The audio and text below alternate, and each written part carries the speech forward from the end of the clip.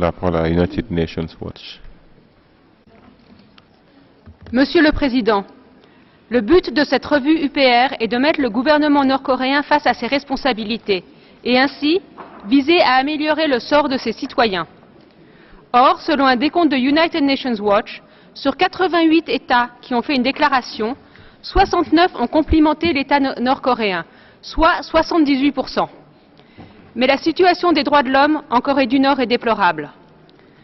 Le pays est isolé du reste du monde. Le gouvernement a mis en place un système de surveillance des citoyens qui ne jouissent d'aucune liberté. Une véritable prison à ciel ouvert. La liberté d'expression ainsi que la liberté de la presse sont nulles. Selon Reporters sans frontières, la Corée du Nord est en toute dernière position du classement mondial de la liberté de la presse.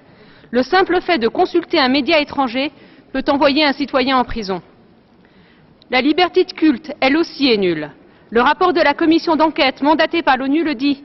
Les chrétiens ne sont pas autorisés à pratiquer leur religion et font l'objet de persécutions. Un mot sur les camps de prisonniers. Selon le département d'État américain, 80 à 120 000 citoyens sont enfermés.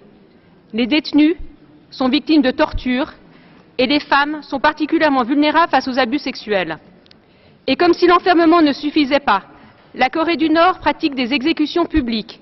En juin dernier, l'ONG The Transitional Justice Working Group annonçait avoir repéré 318 sites d'exécution publique. Le crime commis peut être aussi trivial que le fait d'avoir volé une vache ou visionné un média sud-coréen. Et pour ajouter à l'horreur, les membres de la famille, y compris les enfants, sont souvent tenus d'assister à ces meurtres. Ce rapport ne reflète pas cette vérité. Ces répressions meurtrières, ces abus et souffrances continuent. Monsieur le Président, les hommes, les femmes et les enfants de Corée du Nord ne méritent-ils pas que leur sort soit examiné avec plus de clairvoyance et de sévérité à l'encontre d'un gouvernement qui les oppresse? Je vous remercie.